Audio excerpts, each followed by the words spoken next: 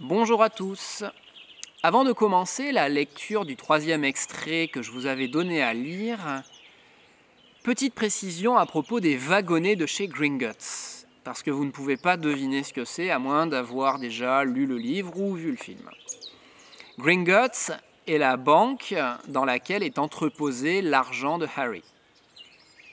Et pour se rendre au coffre-fort de Harry, qui se trouve au sous-sol, dans les souterrains en dessous de la banque, il a fallu emprunter un wagonnet. Il y a de grandes galeries et des dizaines et peut-être des centaines de coffres-forts.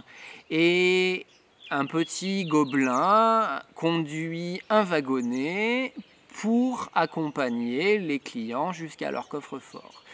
C'est donc cette balade qui a rendu Hagrid malade. Je commence la lecture.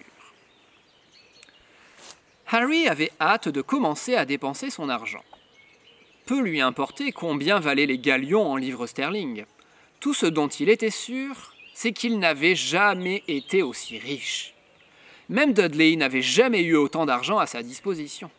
« On va commencer par s'occuper de ton uniforme, dit Hagrid.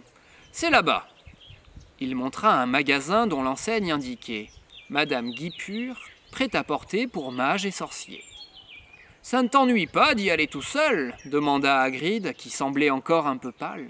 « Je te rejoins dans quelques minutes.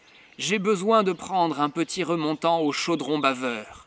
J'ai horreur des wagonnets de chez Gringotts. » Un peu intimidé, Harry entra donc seul dans la boutique. Madame Guipure était une petite sorcière replète et souriante, vêtue tout en mauve. « C'est pour Poudlard, mon petit ?» demanda-t-elle avant même que Harry ait eu le temps de parler. « J'ai tout ce qu'il faut.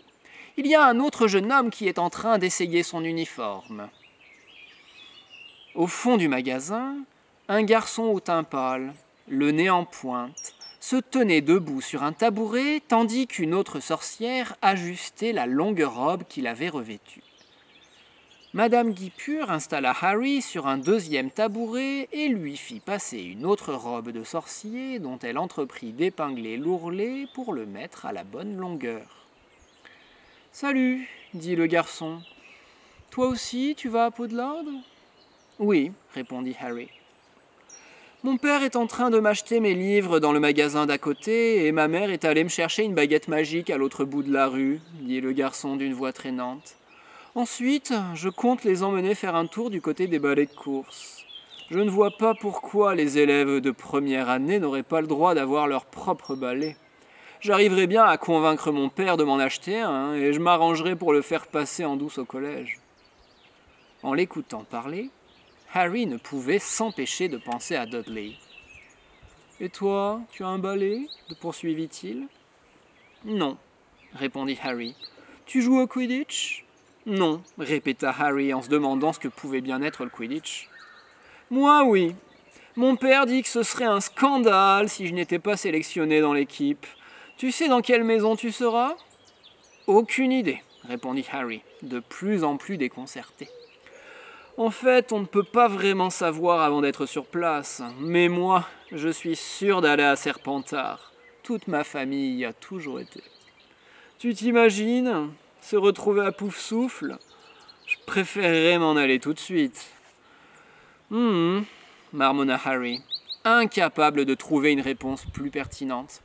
« Oh, dis donc, regarde un peu ce bonhomme !» dit soudain le garçon avec un signe de tête en direction de la vitrine du magasin.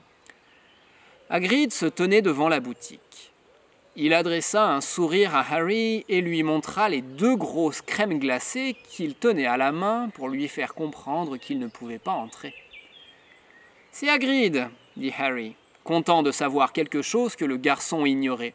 « Il travaille à Poudlard. »« Ah oui, j'en ai entendu parler.